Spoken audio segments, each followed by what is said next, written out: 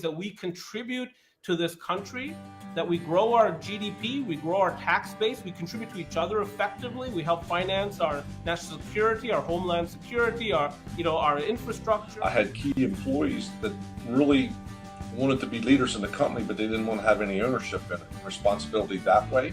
So I just had to start researching out and figuring out, well, how do I market my company? Go to your local school board for 1 hour twice this year. And if you can have even just 10 or 15 employers show up and do that at the same school board every single month, there's 2 contractors filling out a little card to give your 30 seconds at the podium that says, I need your help and we have great jobs. Eventually they will hear you. But if everyone just did 2 hours a year, that's how we change this. Stacy, how you doing this morning? I'm doing great. She loves it. I ask the question every time. She's just like, I'm fine, dude. Just a little much. And I say to that owner, I said, so you're not willing to invest in yourself? You're not going to invest in yourself. You're going to invest in companies you have no control over, whereas your company you control, and you don't have the confidence to pour the money into that. When things are busy and they're looking for their GC friends to sit down and negotiate a project on a GC and a fee, and they're more excited about building the project, and then all of a sudden the market swings, and now the developer market is wanting to go out and they're going to hard bid the same project to 2 or 3 different GCs, and that's where it starts going down.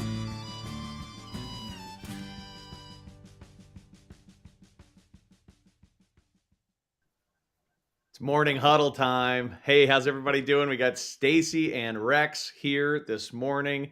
I'm Chad Prinky. Rex, Stacy, how are we doing today? Doing good. We're good. I got to walk the creek this morning, so that's great. I'll take that. Walking the creek. Want to hear more about I'm actually heading up to the creek tomorrow. Excellent. In my world. Yeah. Yeah. Good, man. So it's episode 26. It's episode 12 of season 2, which means today's our last episode of season 2. And Rex, just before we started, Rex said typically in the season finale, one of the characters die. Yes, that brings the suspense and tension for the next season. I'm betting it's Stacy. Like, no offense, Stacy, but I feel like it's probably. Make me start coughing. This nasty cough for a week, so I might be moving in and out. Yeah, she's the one that's going today. Yeah, unfortunately. All right, so it's also the start of summer. It's the solstice. Love that. Longest day. We'll take it. That's I'm going to make good use of that this evening, hopefully. I want to introduce Rex Miller. So Rex is the author of several different books, one of which I think I've even told Rex was extremely influential in shaping my outlook on the opportunities for the building industry to improve. It's a book called the Commercial Real Estate Revolution. He's a CEO. He is a construction industry revolutionary, and he is a mental health advocate. He's currently the head of a company called Go Mindshift, and he's got a pretty cool ranch, from what I understand, down in Texas that I got to get down to visit. Where are you in the world, Rex? So Glen Rose is 90 minutes southwest of Dallas. It's a small little town of about 3,000. The old little town square. We've got a river that goes through it. There's a dinosaur state park. And so we're known for dinosaur footprints, fossils, clean river, and we used to be the moonshine capital of Texas. You used to be, or can you still procure some of that moonshine down in your area? There's a new distillery called Sledge, and they're bringing it back. Nice. Yeah, it's moonshine, but legal this time. That's awesome. And for one of the things you've described is sort of what drew you down there and what project you're working on. I just think it's cool. Want the audience to hear about it. What do you have going on down there?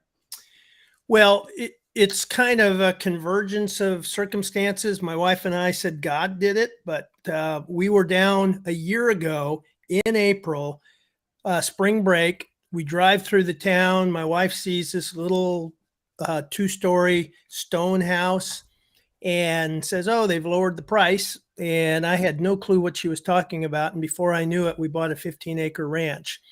And then we said, now what do we do with this, and it had 7 buildings on it. We've added one. So we've built it into a leadership retreat center. We've had clients down here, individuals, and it truly is a magical property. It's on the river, 20-foot bluff. It's got a creek that cuts it in half, and we're just excited. It's a whole new stage for us in this period of life. For us now, people can come to me. We can curate the experience, and we can do it Texas style. And so that's what we're looking for. That sounds great. Anytime I hear Texas style, I imagine just really good food. Oh my gosh, the food. Yeah. Fantastic. Well, cool. All right. So Rex has joined us today to talk about mental health in the building industry. And Stacy, per usual, except this time, I know you're just like holding back a cough, so you're dying to get off the screen. We'll bring you back on. Make sure that we get the great questions from the audience and comments from the audience, and make sure that we get an opportunity to bring today's content to a custom level for those guys. So with that, Stacy, we'll see you in a bit. And Rex, let's dive in. So sure. Yeah. The construction industry, the statistics are real, right? The building industry is one of the more challenging industries from a mental health perspective. Why does the construction industry take such a toll on people's mental health?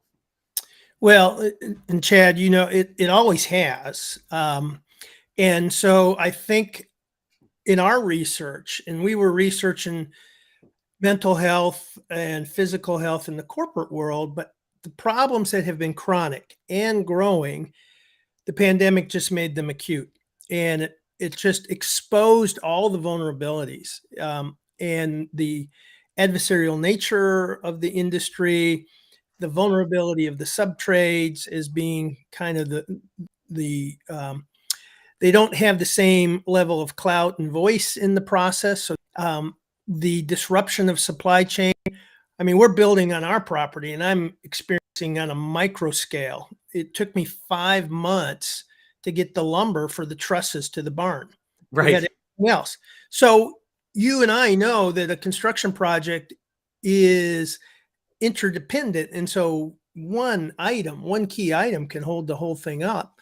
And so the pressure there, owners who have their budgets and their business plans, and now those get shot to pieces. So the pressure runs downhill.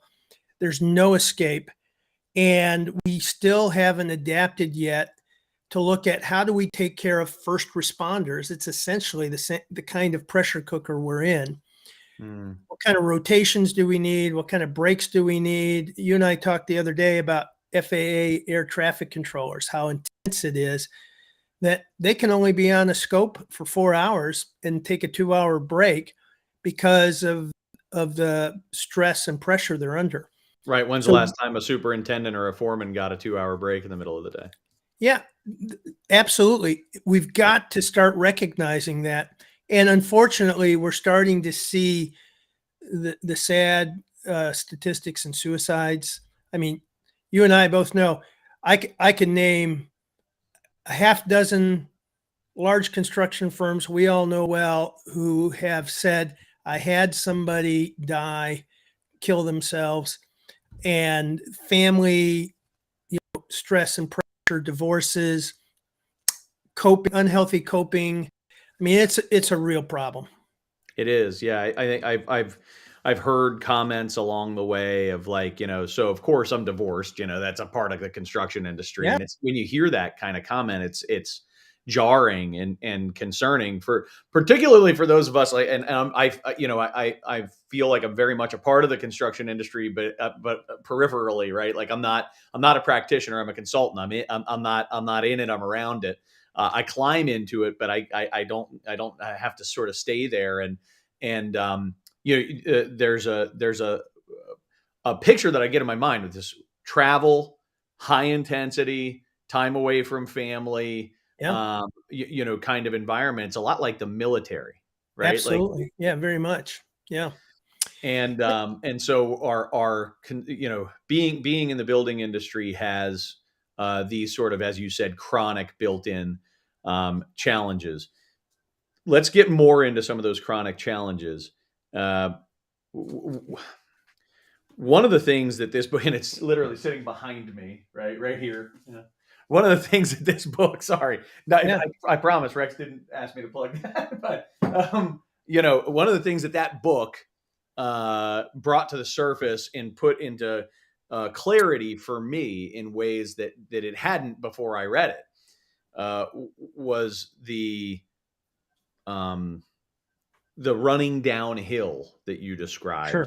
Yeah. And it kind of take a moment and describe how the nature of decision making in the industry and sort of purchasing in the end, all that stuff, how it compounds and amplifies some of the pressures. Well, the traditional process is that most of the decisions are made on the very front end, and yet 80% of the knowledge. So you've got your designs, you've got the owner involved, the architect, and the GC. And by the time the subtrades get brought into it, that's 80% of your cost, 80% of your knowledge. The decisions are set, and you can have a little bit of fluff and play. And how many contractor meetings or team meetings have you had where people walk out, say, if only they had brought us in at this stage, we wouldn't be having this problem.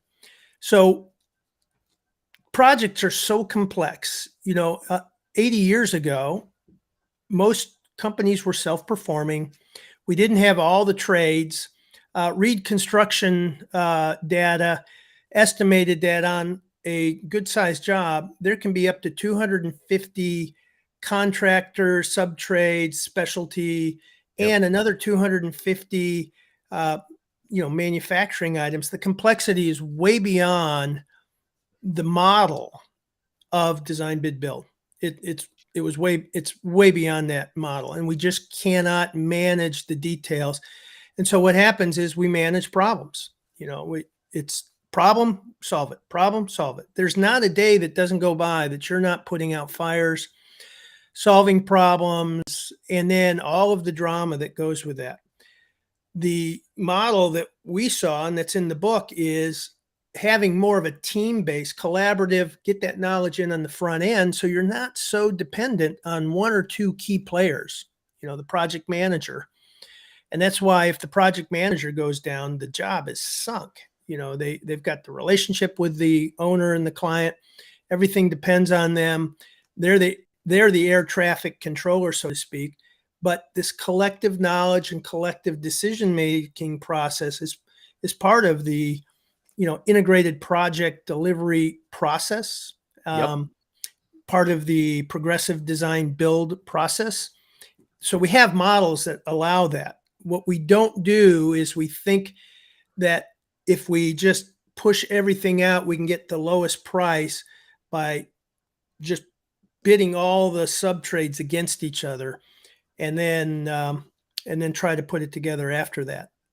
Hence the term mind shift, right? Yeah, so absolutely. If we're going to make that shift, what do we have to start thinking instead? So if I'm going to make this shift from, going out to bid, got to be competitive, make sure that I'm getting the lowest, best price, lowest qualified, If I'm going to make this shift to saying, I'm going to build a team, we're going to collaborate, we're going to get in early, and I'm going to select people based off of totally different criteria because there's no plans to bid yet, right?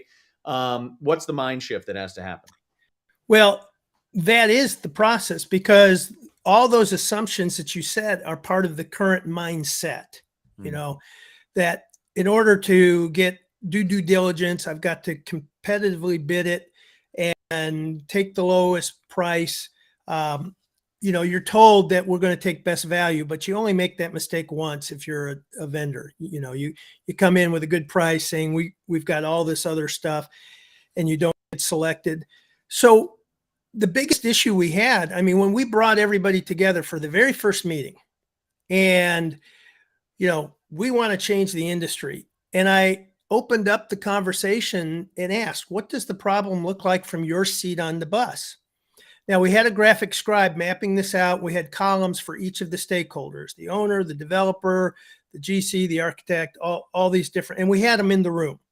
The very first words from the contractor were, if only the damn architect could give us complete drawings, we wouldn't have these problems. I had two principals from the largest architectural firm in the world in that room. And the other one said, well, if only the contractor knew how to read the plans and understood design intent, we wouldn't have these problems. And then GSA, if only the owner wouldn't change their mind. Then if only the developer would give us the right number.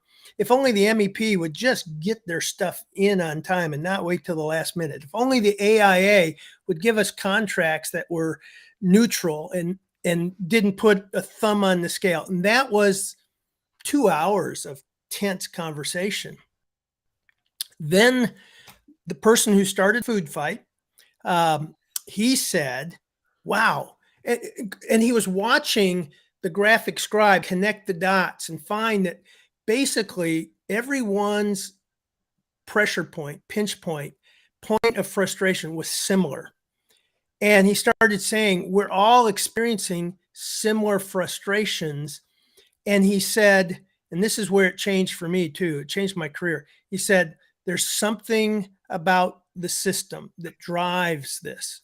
We had never thought about this as a system. We always thought about, you're the problem, Chad. Now we're starting to think, what's the system? What's the system? And then we started tracing upstream. Where do we go up? Where does it start? And it starts with the owner and the bid process. And so the rules to win, what are the rules to win, Chad? You know the rules to win. If you're competing for a project, what do you have to do to ensure that you're going to win the project? Get low. Okay. All right. So that means everybody's playing that game, cutting. I mean, I was just in a conversation with a contractor yesterday. There's an incentive clause that they have in there that if they do all these value add things, they get a certain number. They're counting on that to get them back to whole again. Absolutely. Yeah. They got to participate in the savings there. And the way that they bid the job, they would make no money if they didn't have an opportunity to participate. So they have to hit they have to hit 100%. And so that's risk. And so we play these games to win, hoping, we're bidding on schematic level information, 20%. So we know there's another phase of design. That's design development. And I know, and I used to play the same game. I knew that if I win, I had to find little weasel clauses in the bid, any little thing that I could legitimately take something out of what I was offering, knowing that they actually wanted it because I'm reading the letter of the law. And I had to do what was legal and what I could sleep with. And then if I won, I knew, there's going to be another round of design. And that door that I bid on now has some details to it. It's a wood door and it's got a certain lock. Oh, well, I didn't bid that. Now with this new detail, so the price goes up. And now the owner hires a third party because, to beat everybody up. And so what we decided is the system is designed to create distrust and fragmentation and designed to create adversarial relationships. It's designed to do that. So a great job, we've all been on good jobs, but they happen more by accident. 70% of all projects come in late and over budget. And so a good job happens because people go against the grain, or you have an owner. I'm on a project out in California. The owner is fair, wants to play a game where everybody brings their best to the table. But the number that came in was much higher than they had anticipated. So now he's second guessing, I'm letting the fox guard the hen house type of thing. So all these suspicions and things like that. So the question is, how do you design a process that begins with the stakeholders, the key people who have a stake in the outcome, where they decide the rules of the game and they validate the cost and the pricing. They work with the owner based on the business case. We need to know the business case. What are you trying to accomplish here? And now that informs me as to what what kind of solutions I can use to help you accomplish that. So everybody holds their cards close. We're guessing. We have to build all that guesswork in our numbers and risk and contingency. And so we went to 18 what we call outliers, people breaking the rules, but getting better results. And what they were doing is bringing people in early, making decisions before they started designing.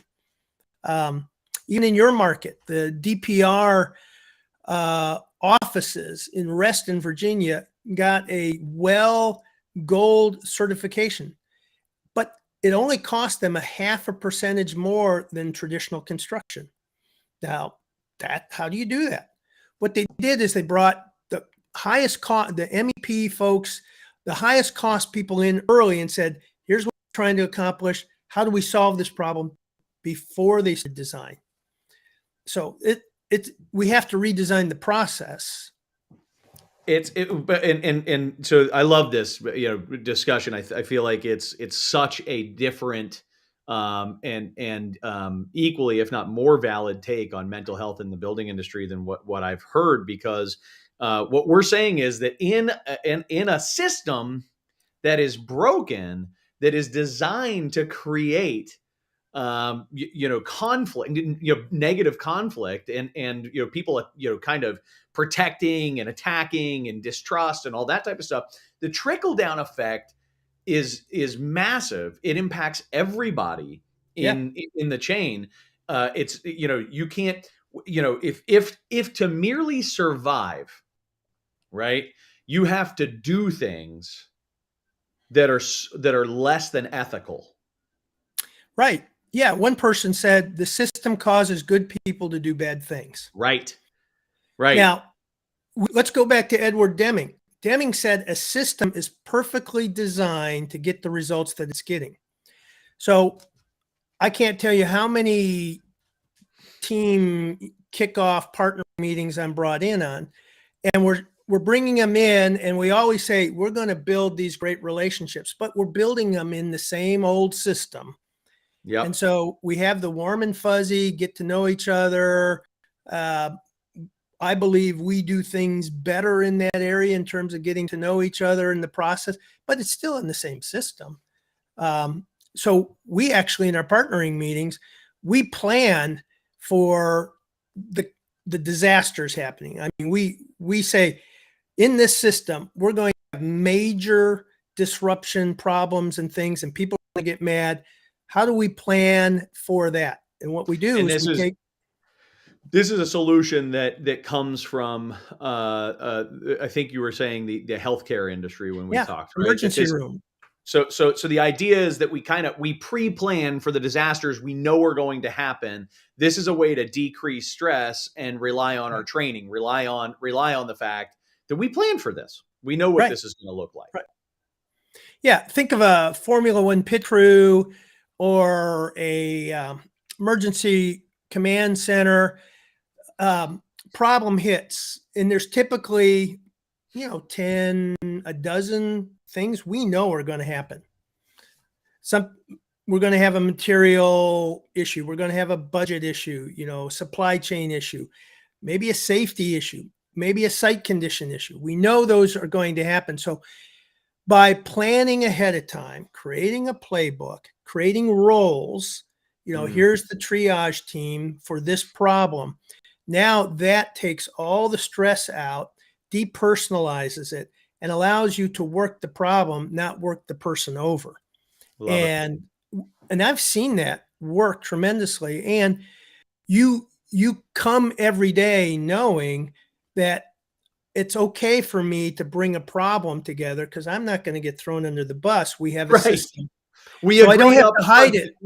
We agreed up front that these problems would exist, right? Like we knew this was going to happen. It's not a surprise. There was we act as though they're a surprise. Yeah. Yeah, that's wonderful. So another thing that I guess when we look at some of the more acute issues that have really been, stemmed probably originally from COVID and then inflation and then, hyper demand and all kinds of interesting combinations of things. We have an acute opportunity. And notice I say that, right? Not a problem, but I think an acute opportunity to address what's happening right now in a slightly different way. And the term that really stuck out to me in our most recent conversation, Rex, was transparency with the owner. This idea. So talk about that. How can we work through our current acute stressors in the industry through transparency?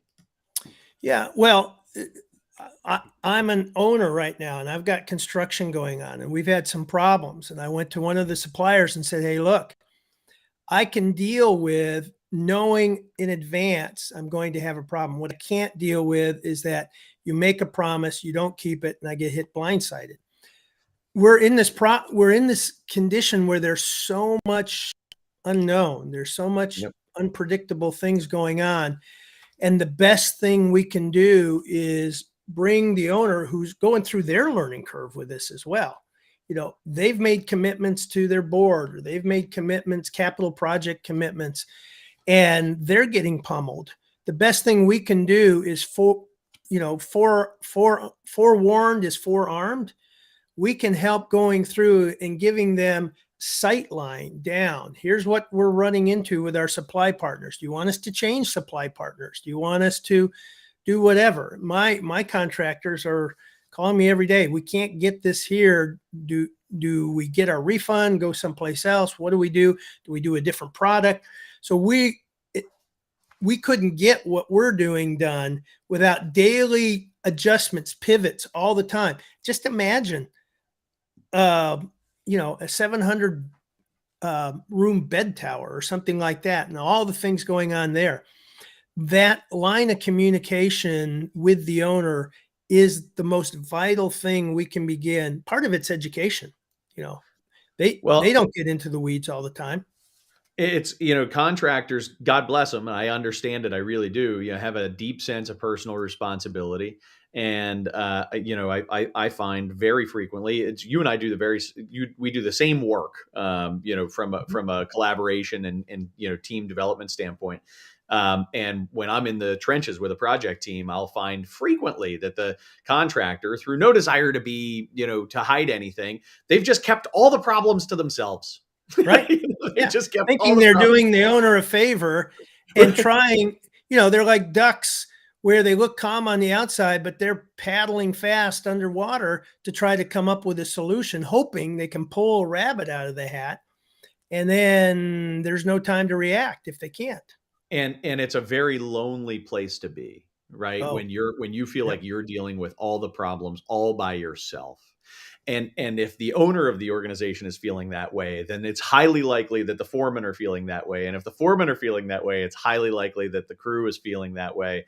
And this is where we start to get those sad statistics and people, leaving their companies, leaving the industry, not performing at their very best, dealing with addiction issues and fill in the blank, because it's just not a happy place to be. So, okay. I got to bring Stacy in. I feel like we should have budgeted an hour and a half, but we're like up on time. So yeah, I'm seeing lots of good questions too. Me too. Yeah. I'm bringing Stacy in. She'll steer those questions to us here and make sure that we get a chance to cover it. And by the way, I do want to review the 6 disciplines for post-traumatic growth, resilience, that every project team, I take them through these. And so I want to make sure we leave that with the folks. And, and those are in that PDF that you downloaded. They're in there as well. We will make sure to share that on this LinkedIn post to share that out to the audience as a result of this. So, but yes, let's commit to covering that before we finish. Stacy, let's try to get to 3 questions, and Rex, let's do our best to try to keep our answers inside a 10-minute period, because we'll go over, but I don't like going over by more than 10. Sure. So Tom Hughes had a really good comment here. He said he has about 85 people in his group, and he's had open conversations with exactly 2 of those people regarding mental health issues. And he likes to think of himself as someone who people can talk to, but a lot of times, you don't have that person to talk to. And I know in the notes you had said something along the lines of like creating some peer-to-peer support, or Yeah. how do you address the tough guy stigma on trying to have these conversations more frequently for people who, keep everything to themselves? So on the website, there are some free downloads to some templates. So one of the things we've done is we've borrowed a tool that cognitive behavior therapists, clinical psychologists use with groups that go through trauma, and it's storytelling.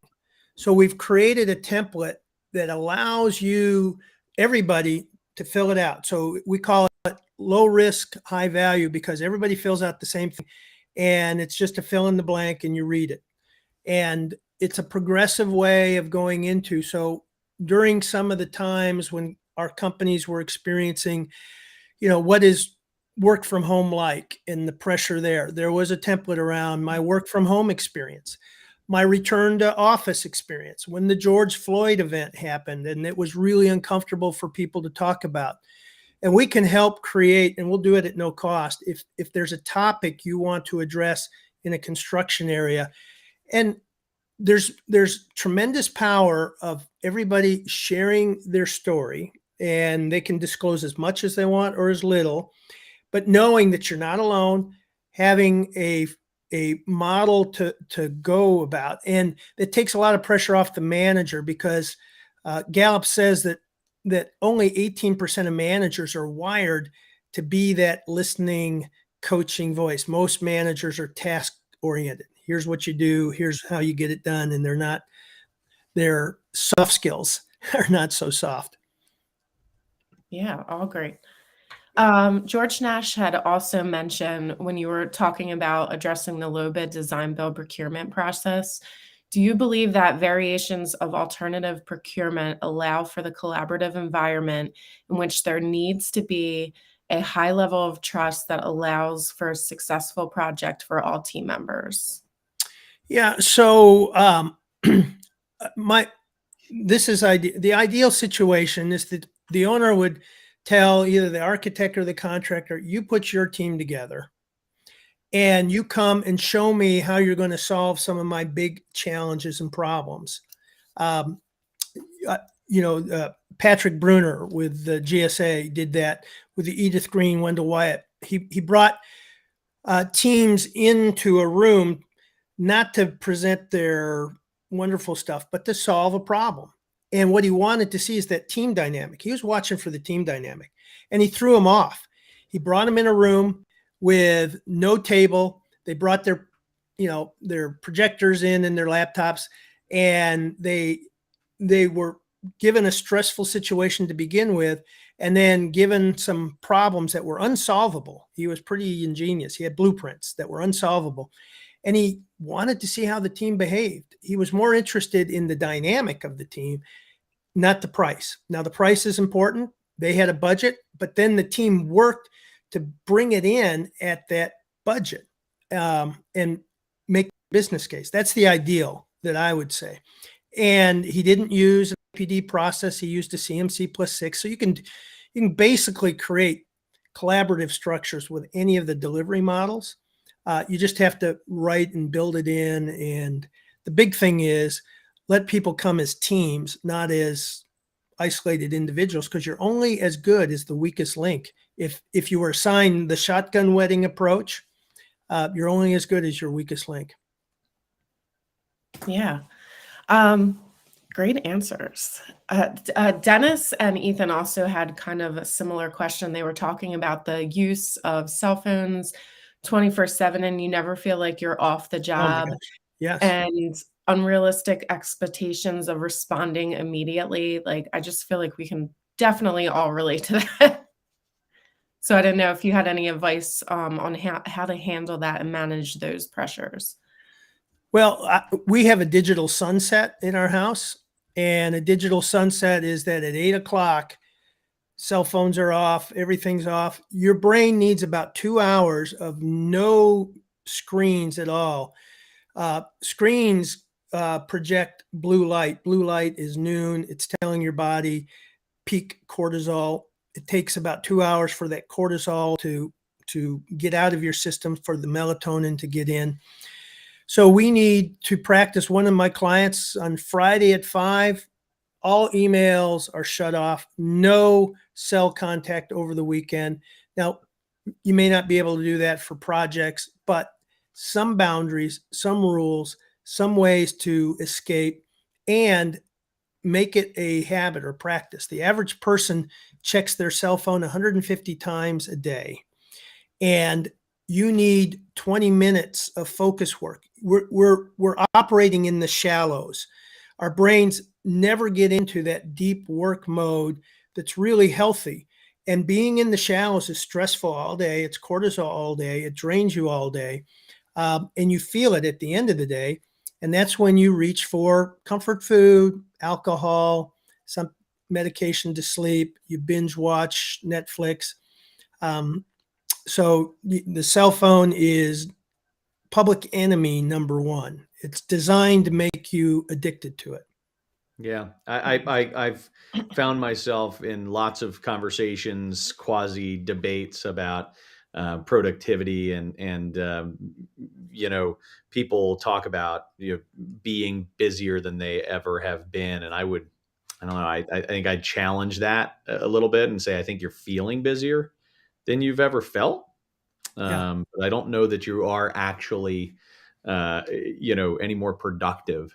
Yeah. Right. And busy and productive are two different things. Yeah. Right. Mhm. Yeah. So this has been fantastic. I want to make sure that we bring it to a close with those 6 disciplines. Walk us through that, Rex, and then walk us through, where that comes from. Well, we're familiar with post-traumatic stress syndrome, and the research really picked up after the Gulf Wars. And Dr. Martin Seligman at the University of Pennsylvania led the research. And he found some attributes we've added to that. But the very first attribute to build resilience, and what we're talking about is you come back stronger. The setback, the impact on you doesn't, there's robust where you just kind of withstand it. Resilience is bouncing back. Post-traumatic growth is coming back stronger. And the first one is resilient mindset. And the resilient mindset revolves around 3 things: growth mindset, grit, persistence, which most of us have, and gratitude. This morning, every morning I do my gratitude journal. Then the next one is playing to your strengths. We use the Clifton Strengths. There are other assessments, but those release positive chemicals: dopamine, serotonin, endorphins, oxytocin. But more importantly, they're satisfying in and of themselves. And everybody has a set of unique strengths. Knowing what they are, playing to them, is healthy in and of itself. The third is your circle of 5 key relationships that are essential, that keep you buoyant.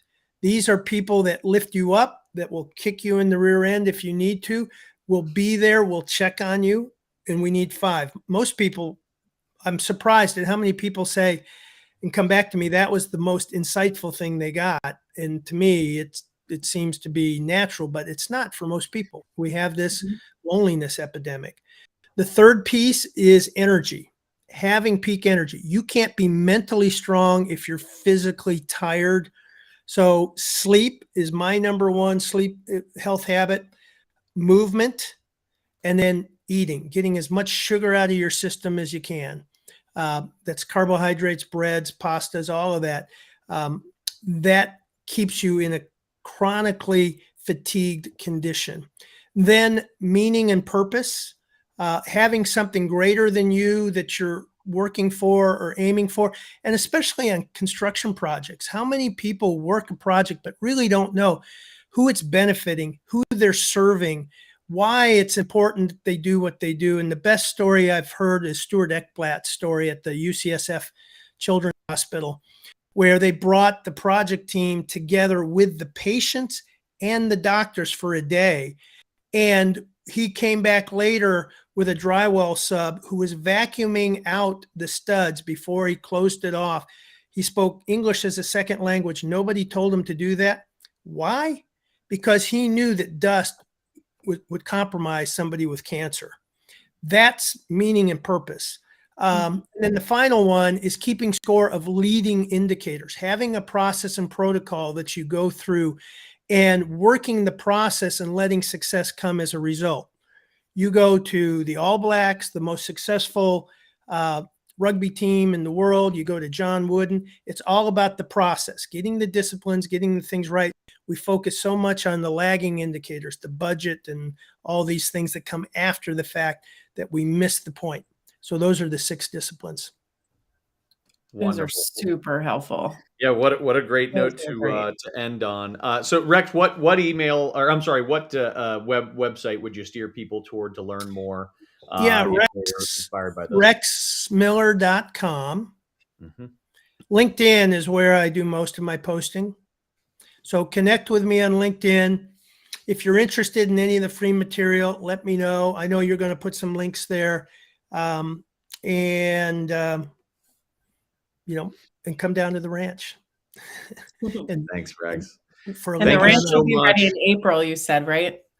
Well, the ranch is ready now for small groups of 8 to 10.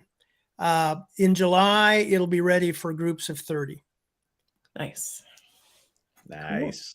Cool. Hey, thank you so much for being here. This was Yeah, a lot You're of fun. welcome. Thank you. Yep. Yeah, it really means a lot. So, Stacy, let's talk a little bit about what's coming up from here. Let's talk about season 3. Yep. Sorry, I froze there for a minute as I was thinking about the work. So it's going to be great to take a little bit of time to reset and Yeah. per usual, just like we did in the last off season, I guarantee that we're going to have a handful of things that we do to make this better. I don't think we're changing the time. I don't think we're changing the day. We'll be back in September, and so far, we're looking really good in terms of a fantastic series of guests that are going to bring a lot of value and continue the types of conversations that we've had. But I'll say what we always say, which is that, if you or someone that has an important story to tell about creating positive change in the building industry, please contact us. We do have a handful of open slots for season 3, and obviously we'll be loading for season 4, which is going to be, in 2023. So please reach out and let us know about that. As always, email us to be added to our weekly mailing list. Stacy, what am I forgetting? I think you got everything. We'll do a recap of today's episode, and then me and Chad are going to meet to kind of lock down our season 3 date sometime in September. So I hope everyone enjoys their summer, gets some vacation in, and we'll catch up with you in September, right? That's right. Take care of yourselves, folks. Yes. Do and make sure that you focus on that mental health. I love the the advice that we got from Rex today, and was taking furious notes myself because I've got a couple of ideas that I need to focus on in my own life. Same. Thanks so much. All right, have a good one.